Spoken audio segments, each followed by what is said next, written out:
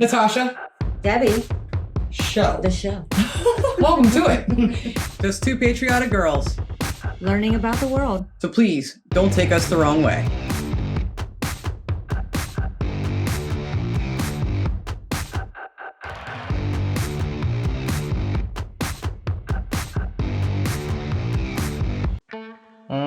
Yeah, that's right.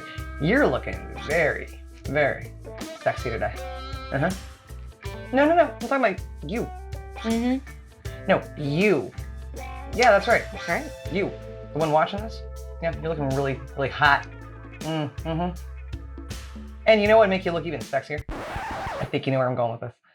Subscribing to the Natasha and Debbie Show. It's free and takes a second. That's true. You don't even have to leave your house. And while you're at it, go ahead and hit that like button. Leaving your house to be sexy? To subscribe. You don't have to leave your house to subscribe. Why would you? Well, to give the gift of subscribing. Why is there a gift now? What is Because happening? your birthday's coming up. It's a good way to show.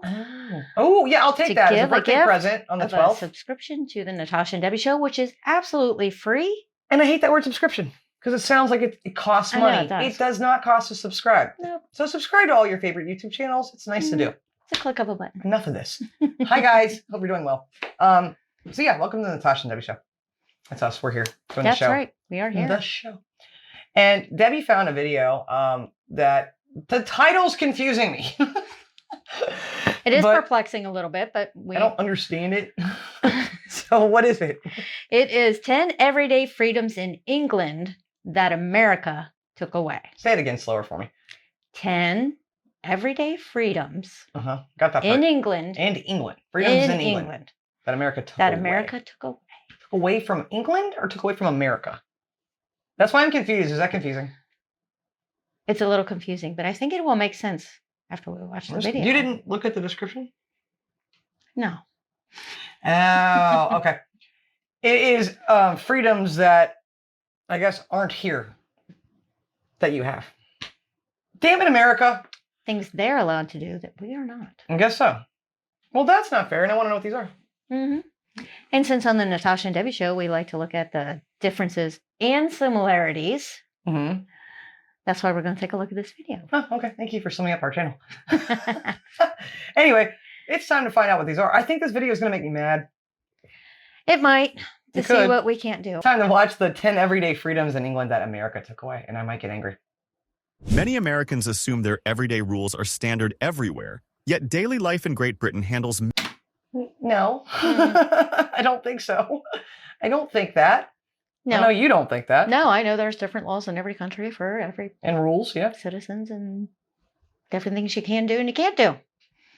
What she said. many things very differently. Did you know actions that seem normal in the US can be against the rules across the Atlantic I have and heard. vice versa? Picture a street in Manchester during rush hour. People cross wherever it's clear, while in most US cities, police hand out tickets for the same thing. This video Jaywalking. covers 10 common situations where life in Great Britain contrasts with American norms. These details are based on first-hand accounts, official policies, forums, and public records, not secondhand stories or glossy travel articles. If you want real comparisons, you're in the right place. But before we continue, hit that like button and subscribe.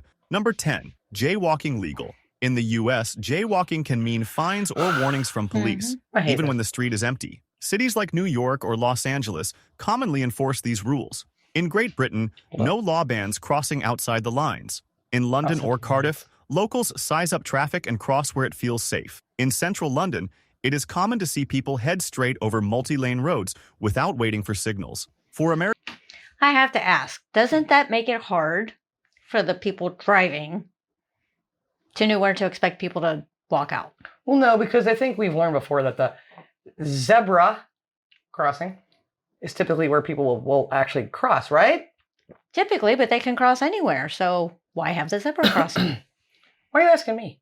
Like, I don't know. Asking the question. I hate jaywalking as a topic. I do. I think it's talked about too much as a thing. It's not that big of a deal. It's just not. Like here in Cincinnati, for example, I know one person who's ever gotten a jaywalking ticket. I jaywalk all the time. We have many yes, times. I've done it in front of a cop. Mm-hmm. But I'm not saying they wouldn't here give a ticket. They would, and they have. And they do sometimes, I guess. Like I said, I only know one person that's ever had that ticket. However, he did bring up Los Angeles and New York City. And yeah, because they are a very populated areas with a lot of cars. And if you just go darting in the middle of the road, cab driver's going to take you out. So it's to protect you from not getting killed. But I see what you're saying, but I don't know. I don't think that. I think they're probably a lot less likely to just jump in front of cars over there. I hope they don't, but like you said, in London, it's not uncommon to see people walk across many lanes of And if traffic. There's no law for it, then there you go. Then you can. Or Cardiff, locals size up traffic and cross where it feels safe. In central London, it is common to see people head straight over multi-lane roads without waiting for signals. For Americans used to strict enforcement and clear crosswalks, this feels unfamiliar. Maybe you've noticed this yourself. Can you remember the last time you saw someone get stopped for jaywalking? Number 9, double holiday days. Taking long vacations is rare for most Americans. Only about 23% of private industry workers get 15 or more paid days each year, according to the U.S. Bureau of Labor Statistics. That actually seems high to me. 23% do?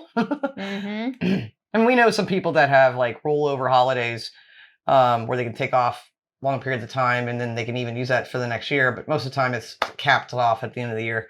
I don't know how many it is. Sorry. Depends on the company. True. Get 15 or more paid days each year, according to the U.S. Bureau of Labor Statistics. And few use those days all at once. Most workplaces expect employees to stay reachable and avoid long absences. By contrast, British law guarantees full-time workers at least 28 paid days off each year, and it's normal to take 2 weeks together. During August in Birmingham, for example, businesses often empty as people travel. Using the full allowance is standard practice, and colleagues often encourage it. In the U.S., vacation time is usually saved for emergencies or short breaks, but in Great Britain, it's seen as a key part of well-being. And I think that's awesome. We'll take that. Thank you. Give it to us. I wouldn't say it's really used for emergencies, though. I mean, just about everybody I know take a vacation or 2 or 3 a year, at least one. Yeah, 2 or 3. It is uncommon to see people take 2 weeks straight. Yeah, back to back. The thing, though, this is something I've talked about with people on Facebook Live and on Patreon a lot over the years of doing the show, and with my own people here in the U.S. I know a lot of people think that we work too much, and I'm not saying we don't. But Americans would still work. Yeah, a lot of people will work while they're on vacation. Yeah, they still work on vacation. They want to. It's just, I don't know why. I think it's money. It's a financial thing too, right? But a lot of people still want to keep doing their job, and a lot of people don't want the time off, and they want to get back to work, or they'll, like you said, take it with them on vacation. They want to work. It's not like, oh my God, we have to. Now, yes, it is for a lot of people, but the people that have these, the type of people we're referring to in this video right here, a lot of them will still they won't want that extra time necessarily. Right. And so they'll only take off a few days, Now I don't want to be off that much. I've heard that so much, and I know you have too. Yeah, exactly. Number 8, school choice wider. In America, a child's assigned public school depends closely on home address, set by strict district lines. Even if a better school is nearby, families usually cannot enroll without moving. Britain links address and school, but allows wider flexibility. In places like Greater Manchester, parents rank school preferences on applications. If a preferred school has space, children may attend, with priority for local families. If schools are full, councils must offer a place somewhere. In cities like Bristol, parents compare schools and apply based on their child's needs, not just geography. The process feels less rigid, and Americans facing strict school borders often find this approach more balanced. Well, yeah. Number 7, Hold on. But we have private schools too that you can get into there as well. We do, but I do like that. I do you too. have a bit of a school choice. Yes, that's better. I would like to know more about that, actually. I think that needs to be a longer discussed topic because, but we do have private schools, and even close by to where we're at here, you can test into a better school in some of the districts. So that's something else to look into. But I prefer yours. Visits simple. Medical care in the U.S. usually starts with paperwork and anticipating bills. The Kaiser Family Foundation notes the average uninsured office visit is $104, and costs rise after tests or prescriptions.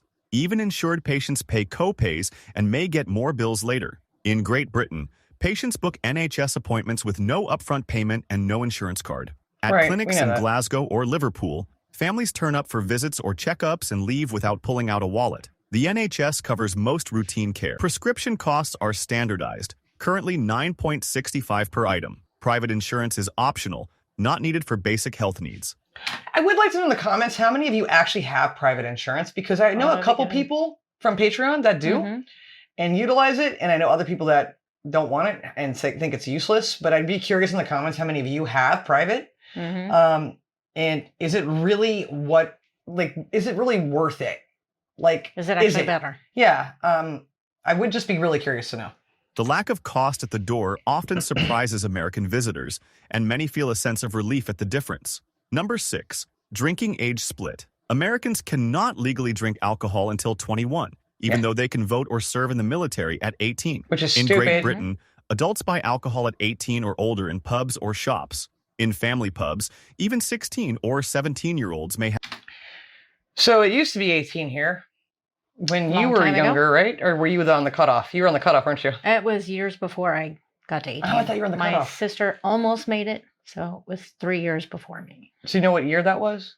Right around? Oh, no. She's like, don't ask me They that, make me Natasha. use some maths. So, but it was probably in the 80s, right?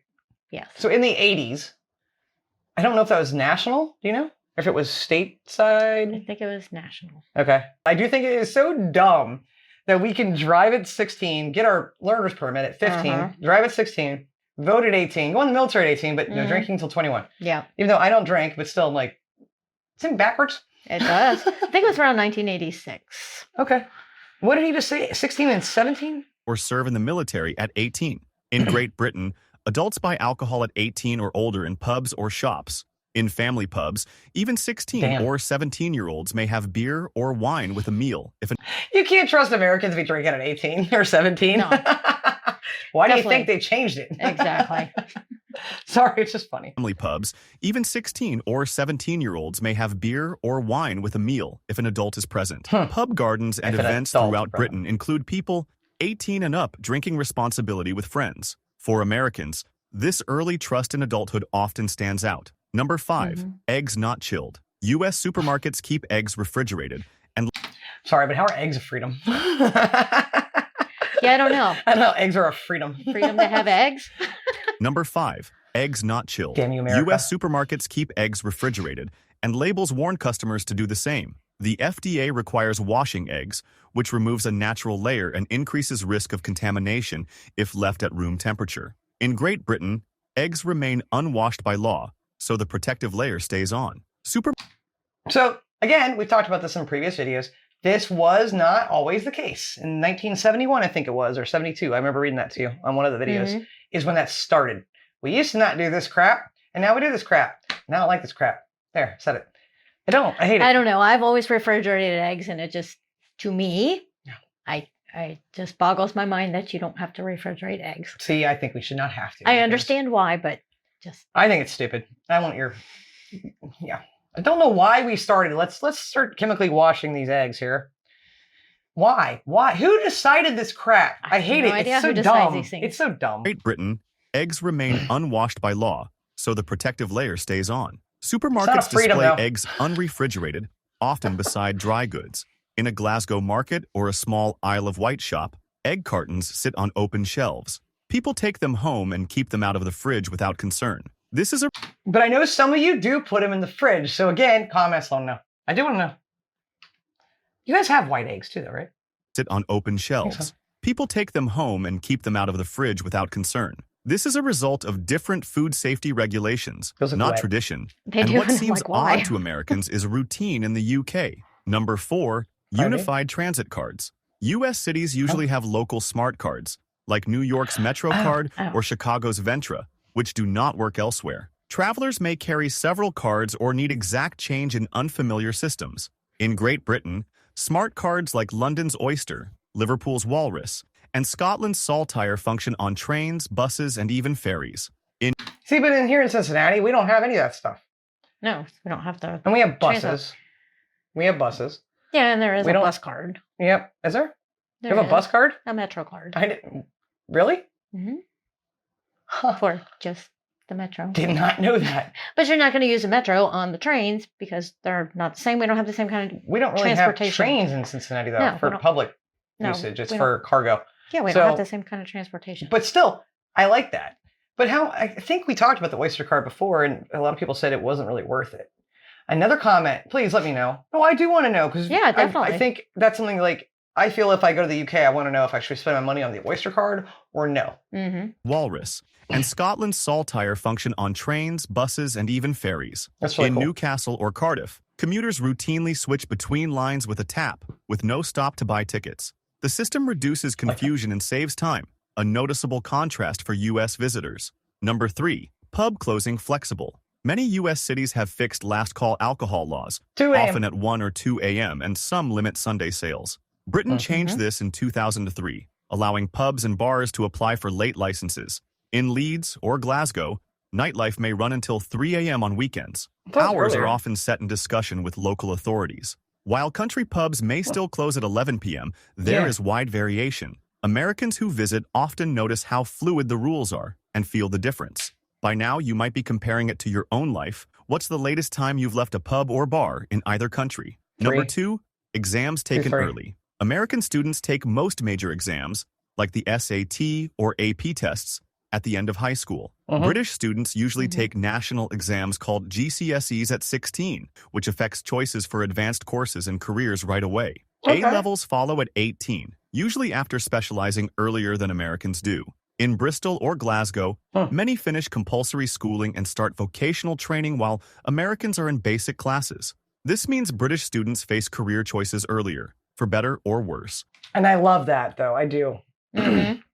Now, we do have vocational schools here As an option. as an option, and you do that At 16. 16. Yeah, same age, actually. So But if it's you are not one of those, mandatory.